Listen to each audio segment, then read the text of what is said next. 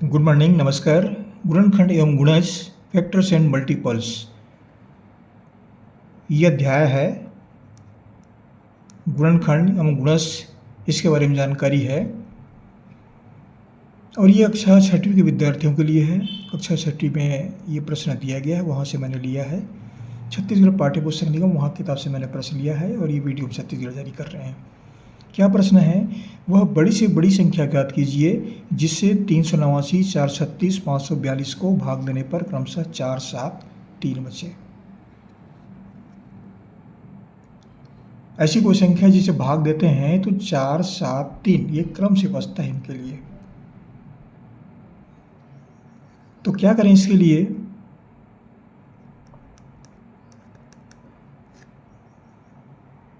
बड़ी से बड़ी संख्या ज्ञात करना है।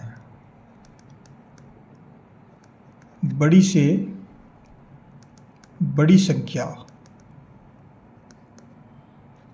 ये बड़ी से बड़ी संख्या क्या है? ये महत्तम सवर्तक है। ये HCF है। ये निकालना पड़ेगा। कहते हैं कि उस संख्या से भाग देने पर ये बच जाता है 4, 7, 3। तो वो वास्तविक संख्या क्या है? इसको हम घटा देते हैं 4, 7, 3 से।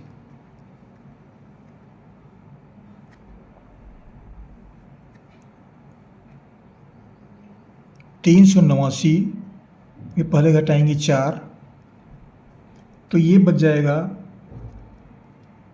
385 और 436 में 7 घटाते हैं तो ये बचता है 429।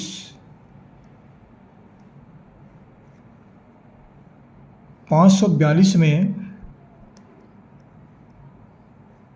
घटाते हैं हम 3 को तो ये बचता है 539। 39, 3, 42, 539। ये हमारे पास 3 संख्याएं मिले। ये वास्तविक संख्याएं हैं जिसमें उस संख्या का पूरा भाग चला जाता है। वह बड़ी से बड़ी संख्या है। तो वह संख्या कौन सी है, इसके बारे में निकालेंगे। तो हम इनका महत्तम सवर्तक लेते हैं। तीनों संख्याओं का महत्तम सवर्तक HCF, ये कैसे निकालेंगे? तीनों संख्याओं को हम लेते हैं। पहले 385, 429, 539। हम इसका महत्तम सवर्तक निकालेंगे।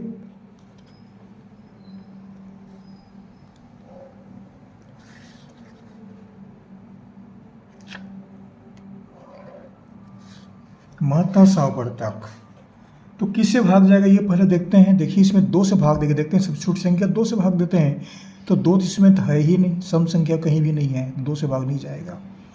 3 से भाग देखते हैं। 3 कम 3, 3 दूनी 6, ये भी नहीं जाएगा, ये भाग नहीं जाएगा तो बाकी छोड़ना पड़ेगा। 4 से देखते हैं, सम संख्या है, 4 से भाग नहीं जाएगा, कोई सम संख्या नहीं है, 4 से भाग नहीं जाएगा। अब 5 से भाग देके देखते हैं तो ये भाग जाएगा, लेकिन ये दोनों भाग नहीं जाएगा। ऐसी संख्या हम तलाशते हैं जिससे इन तीनों संख्याओं में भाग जाए। ऐसी संख्या हमको तलाशना पड़ेगा, वह उसका उभयनिष्ठ संख्या है। वो 5 से नहीं जाएगा, 6 से भी नहीं जाएगा, 7 से इसमें भाग नहीं जाएगा, 8 सम संख्या नहीं जाएगा, 9 से भी नहीं जाएगा, 10 तो जाएगा ही नहीं, कहीं पर शून्य नहीं है तो 10 से भाग नहीं जाएगा। अब आते हैं 11 पर। 11 पर देखते हैं। 11 3 33, बच गया 5, 11 5 55, कट जा रहा है। इसको देखते हैं। 11 3 33, 7 2 9, 11 99, कट रहा है ये। इसको भाग देते हैं। 11 4 44, बच गया 6 3 9, 11 99, ये भी कट जा रहा है। कहने मतलब क्या है? ये 11 से पूरा भाग जाएगा, बाकी अन्य छोटी संख्याओं से भाग नहीं जाएगा। इसको भाग देते हैं। 11 3 33, बच गया 5, तो ये बन गया 55, 11 पंचे 55, ये कट गया। 4 से 29 को भाग देते हैं तो पहले 42 को भाग देंगे। 11 से 44 ज़्यादा हो गया तो 11 तिया 33, 3 बार भाग जाएगा। 33, 7 दूनी 9, 9 बचा, फिर ये 99 हो गया। 11 तिया 33 और ये बच गया 9, तो ये बना 99, 11 निया 99। इसको भाग देते हैं 11 से 44, 53 में 44 को भाग देंगे। 4 3 7, 6 3 9, ये 99 बन जाता है। तो कितना हो गया? 11 निया 99। अब इसमें देखिए कोई से संख्या से भाग नहीं जाएगा। इसमें ऐसी संख्याएं हैं कि कोई अन्य संख्या से इन तीनों में भाग जाएगा ही नहीं, तो हमको छोड़ना ही पड़ेगा। और भाग देने की आवश्यकता नहीं, केवल एक बचता है, एक से भाग जाएगा। तो एक से भाग देने की आवश्यकता यहाँ पर नहीं है। किससे भाग जा रहे हैं? केवल 11 से। यहाँ पर और कोई संख्या से भाग नहीं जा रहे हैं। तो ये संख्या हमको 11 प्राप्त हो रहा है। महत्तम समर्थक बराबर क्या मिला? महत्तम समर्थक बराबर 11।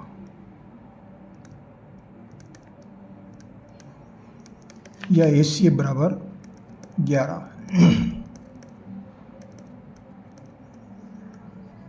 ये बड़ी से बड़ी संख्या है। ये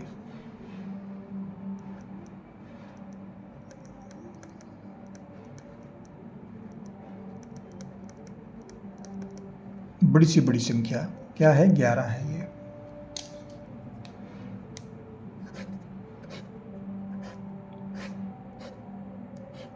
इसमें विभाज्यता नियम की जो संख्याएं होती हैं कि किस संख्या से किस संख्या का भाग जाएगा, विभाज्यता नियम का भी से प्रयोग कर सकते हैं।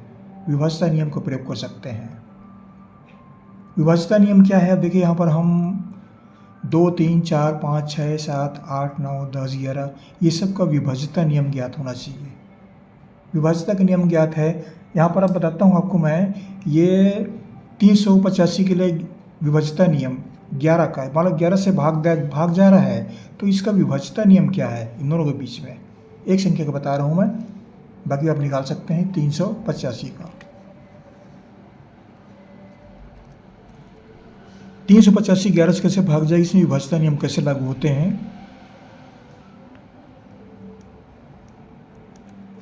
इसमें 3 संख्याएं हैं, तो जो विषम संख्या है इसको पहले लेते हैं और जोड़ते हैं। विषम संख्या ये 3 और 5, इन दोनों को जोड़ते हैं।